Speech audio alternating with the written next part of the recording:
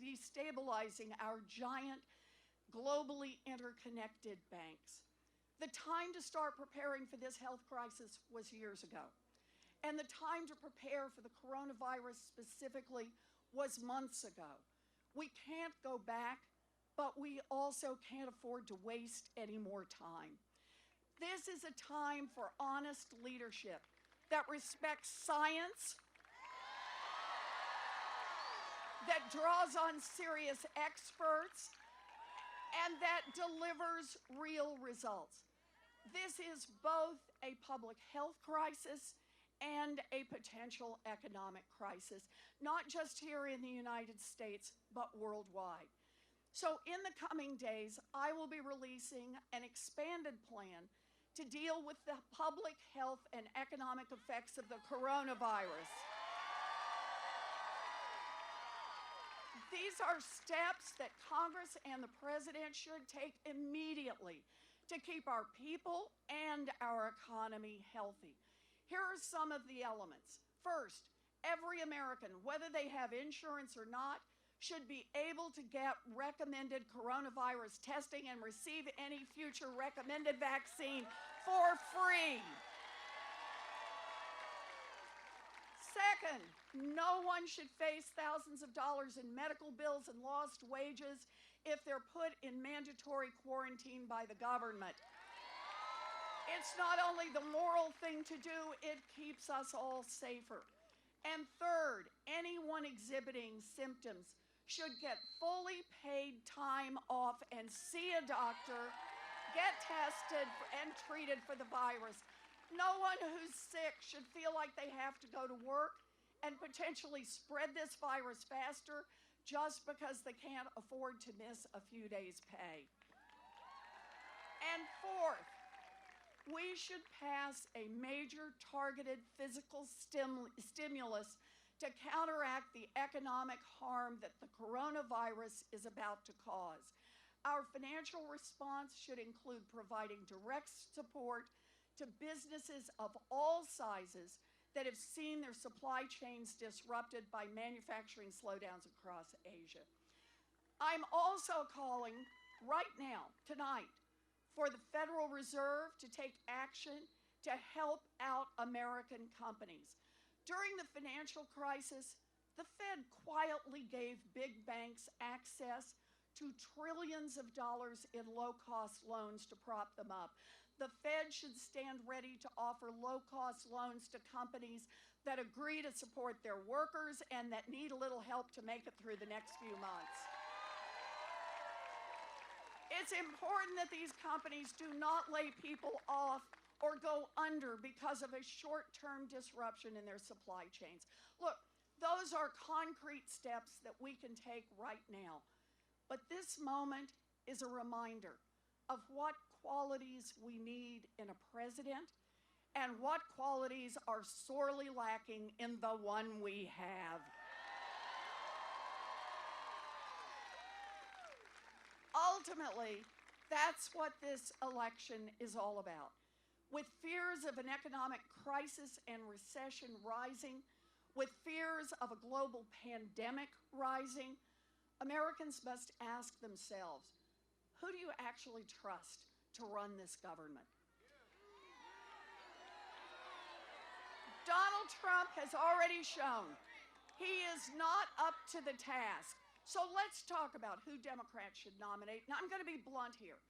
This crisis demands more than a billionaire mayor who believes that since he's rich enough to buy network airtime to pretend he's the president, that entitles him to be the president.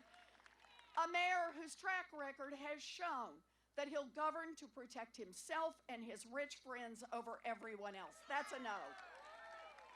This crisis demands more than a former vice president who is so eager to cut deals with Mitch McConnell and the Republicans that he'll trade good ideas for bad ones. And this crisis demands more than a senator who has good ideas but whose 30-year track record shows he consistently calls for things that fail to get done and consistently opposing things that nevertheless he fails to stop.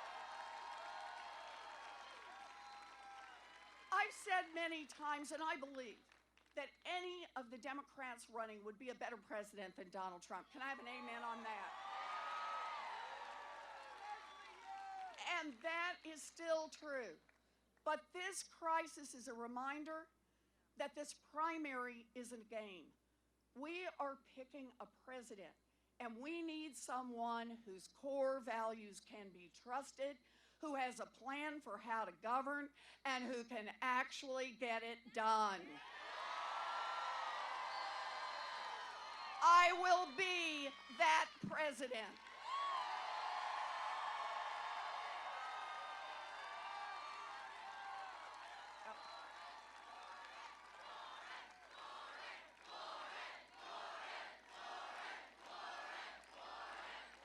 So I've been at the center of this kind of crisis before. My preparation started actually right here, teaching law at the University of Houston and then at U of T. Now, I love teaching. I knew it was what I was meant to do. I taught the money courses, contracts, bankruptcy, secured transactions, finance, and and assumption. Who knows what assumption means? Good, we'll do this. But in my teaching and in my research, I was always studying one simple question. Why are so many American families going broke? Here in Texas, I first dug into the data to figure out what drove families into bankruptcy. And with my fellow researchers, I went around to courthouses all over the country, copying thousands of bankruptcy filings to begin understanding why so many American families turned to bankruptcy. And at every turn, I saw a government that had been captured by wealthy people and powerful corporations. I saw the people in power, regulators and Congress, happy to do the bidding of big banks and Wall Street, but ignoring the signs of a coming crisis, a crisis that would ultimately cost millions of Americans their homes, their jobs, and their savings. In the early 2000s, when I saw the early signs of what became the 2008 financial crisis, I rang the alarm bells as loud as I could. Yes, I did. In 2003, I called out subprime lenders for tricking unsuspecting families, especially Black families and Latino families. Tricked them into refinancing into overpriced subprime mortgages. In 2005, I warned that families were getting deeper and deeper into debt and hanging on only by borrowing against their homes. I explained that these families were walking a financial tightrope, which even the slightest breeze would send them head over heels into financial chaos. By 2006, I flagged that foreclosure rates were climbing, but that mortgage lenders were still churning out loans because they had passed on the risks of default to distant investors in the form of mortgage-backed securities. Now, those trends, shady subprime lending, rising household debt, a mortgage market where lenders didn't bear the risk of their loans, set the stage for the 2008 crisis. And yeah, I rang the alarm bells as loudly as I could, but the people with the power to stop the crisis didn't listen. Not enough of them anyway. Not the banks, not Alan Greenspan, not other federal regulators, not Congress. And when that crisis hit in 2008, working families lost it all, while the big banks that broke the economy got a fat taxpayer bailout. It was wrong. So when the crisis came, Congress came to me and asked me to head up the Congressional Oversight Panel to try to get some accountability on how that bank bailout was working. And as the crisis unfolded and Congress began drafting reforms for the financial sector, I saw my chance. We could end this corrupt system that worked great for the banks and kick dirt on the families. So I pushed hard to get my idea for a Consumer Financial Protection Bureau passed into law. Now, people told me, don't even try. The idea is too big, it would be too hard. But we built a coalition and we mobilized people all across this country to push the politicians to stand with the consumers instead of the banks. The banks fought back. They were spending more than $1 million a day of lobbyist money to flood the halls of Congress. But we fought harder and we won.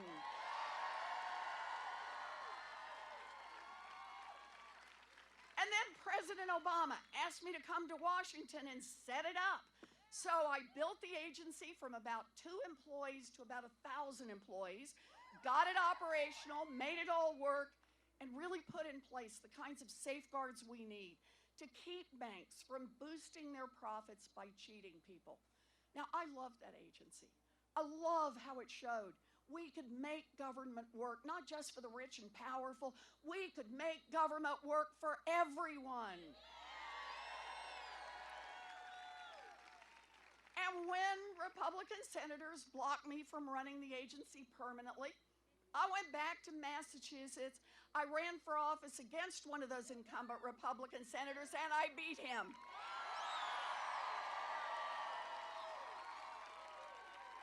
And just a little side point, I became the first female senator from the state.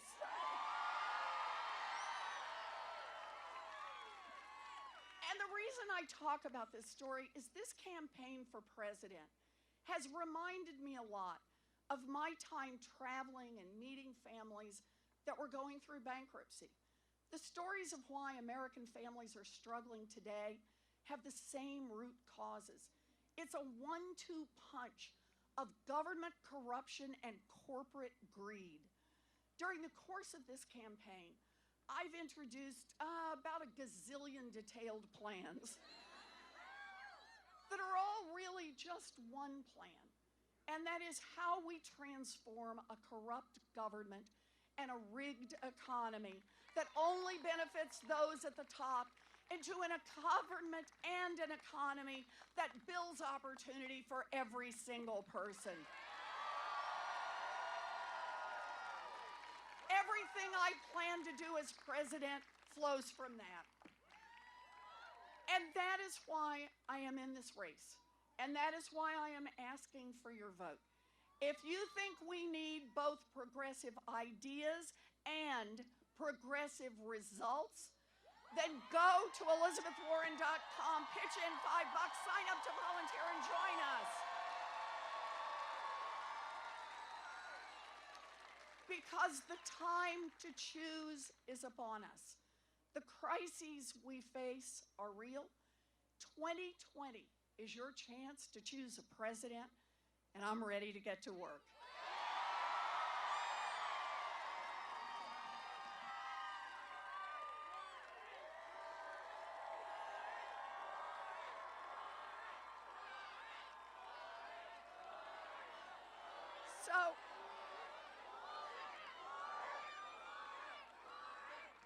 So I just want to say to all of you how grateful I am that you are here tonight. I think of this as an opportunity where we get a chance to talk about plans, but more than anything else, we get a chance to come together and talk about our values. So let me just mention a couple that I just think are critical. I think they're a part of who we are and how we build a future. The first one is, let's just all say it. Immigration does not make our country weaker. Immigration makes our country stronger.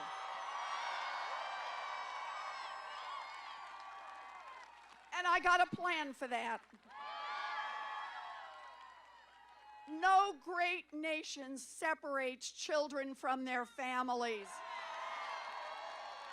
No great nation tears families apart. I am sick of an America where we talk about mixed status. We need a pathway to citizenship for all of our friends who are here to stay. This is what we will do. And there's a lot. Look, I will be in this fight to create that pathway to citizenship, but that one goes through Congress. I want to be clear. There's a lot a president can do, I love saying this, all by herself.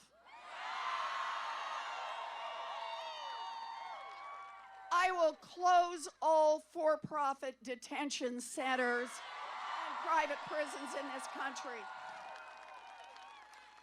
And I will treat people who come here seeking asylum with the respect and humanity that all human beings deserve. The world watches us, and they watch what we do on our southern border. They watch what we do when we round up people in our cities. They watch what we do.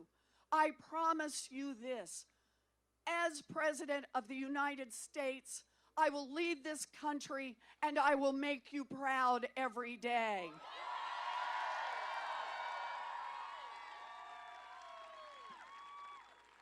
I can't leave here without also talking about one other issue. I got to do a couple here while I'm here. And that is, we have a gun violence problem in America. And here's how I think of this problem. It's the mass shootings. Oh, Lord. You all have lived through these. We've lived through them out in El Paso. We've lived through them around the country. Children who now do active shooter drills. It's a terrible, terrible burden on our country, but it is not the only part of gun violence. Children die, young people die every day on our street corners, on sidewalks, on playgrounds. Hardest hit are communities of color. They don't make headlines, but they are deaths of the people we love. It is an important part of gun violence. The lethality of suicides is also a part of the gun violence we suffer every single day, and we have to call it out. And domestic violence. The odds that a woman, and it's usually a woman, who will die if she is in the same house with an abuser and a gun. We have to treat gun violence as the public health emergency that it is.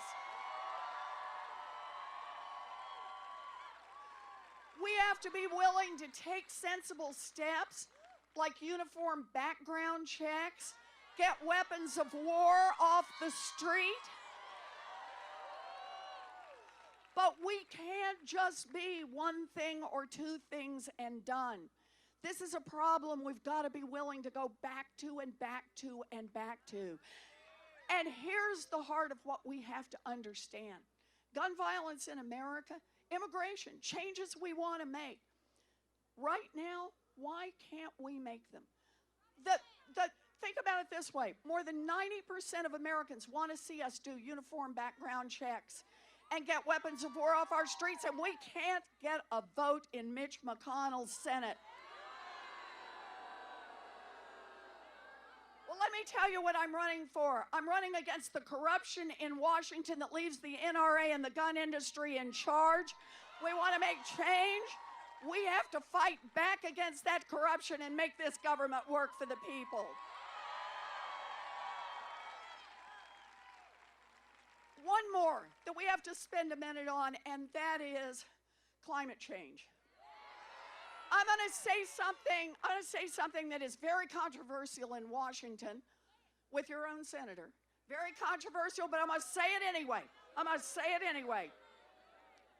I believe in science.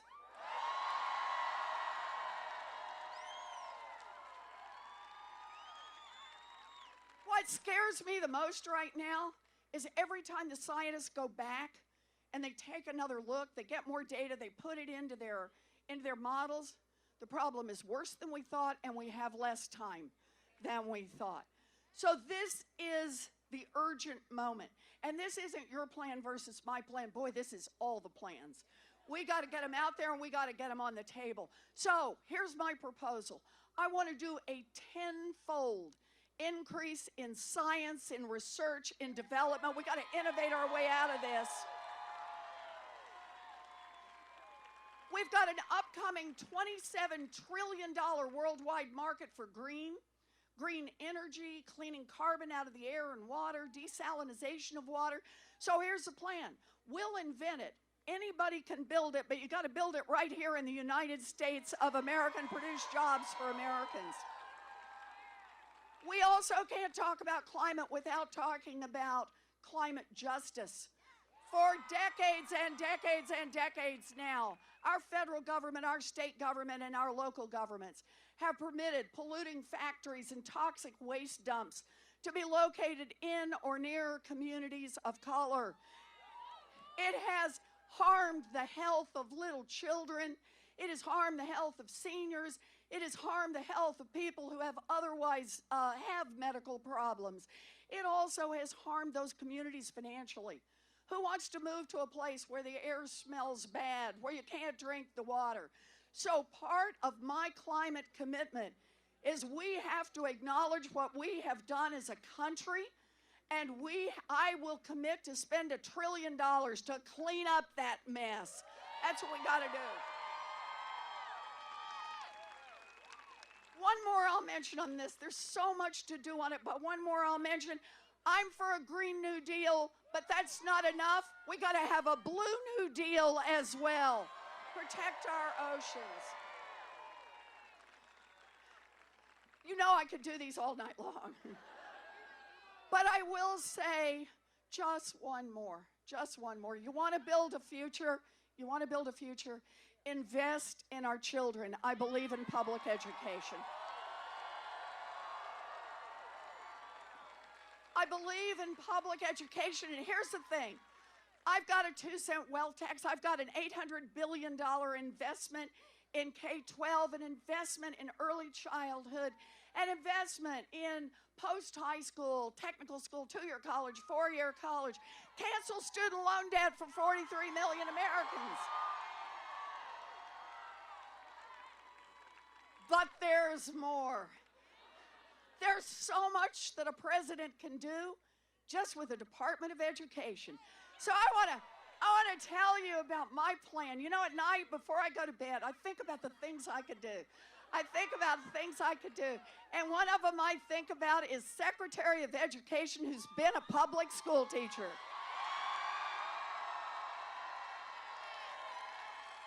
Secretary of Education who believes in public education.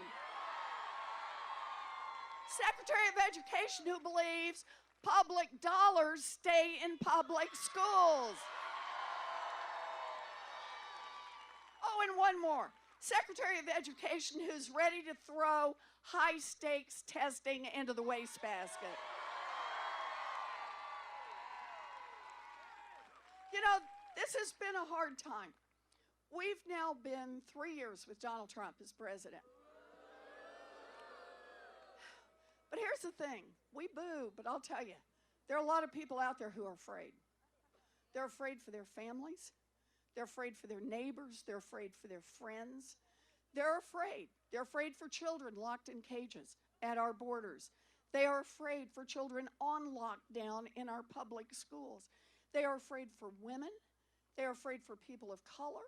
They are afraid for LGBTQ people. They are afraid for immigrants, all of whose rights will be up for grabs in this United States Supreme Court.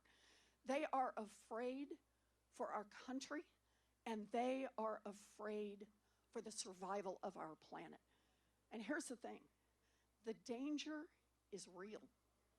The danger is real. Our democracy, our world hangs in the balance in the 2020 election. So when there's that much danger out there, you got a choice, Texas. You can back up, you can get timid, you can kind of pull in your elbows, or you can fight back. Me, I'm fighting back. I'm fighting back. I'm fighting back. I'm fighting back. Fighting back is an act of patriotism.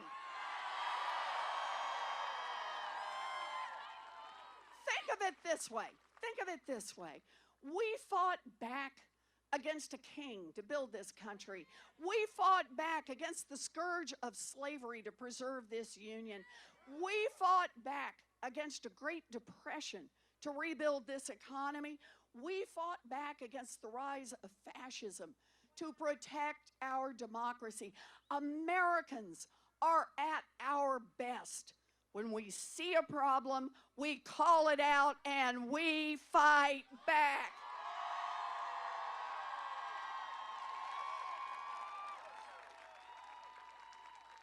So I'm ready for this fight. You know, I don't have a campaign that was put together by a bunch of consultants. You probably figured that out. I don't have a campaign that has a bunch of carefully crafted proposals designed not to offend big donors. I passed that stop sign a long, long time ago. But I do have a campaign based on a lifetime of fighting for working families. I have a campaign from the heart because I believe in you. And I believe in the America that we can build together. An America where every single person has value.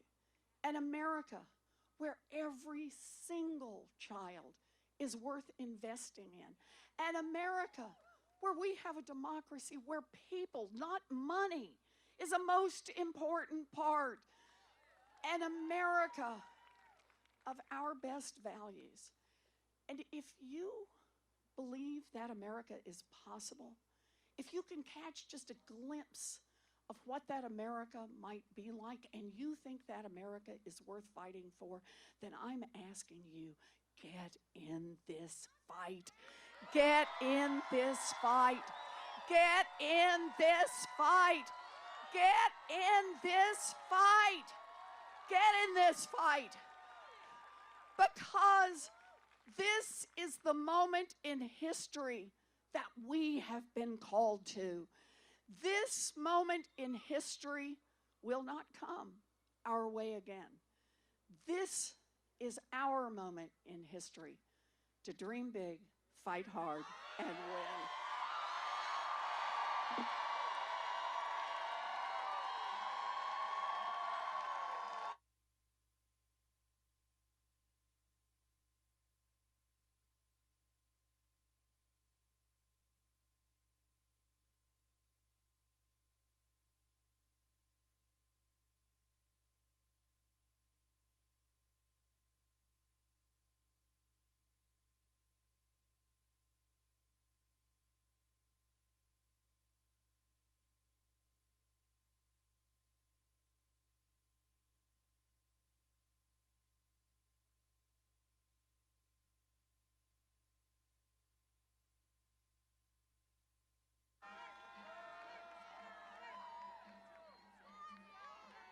Okay, thank you, Senator Warren!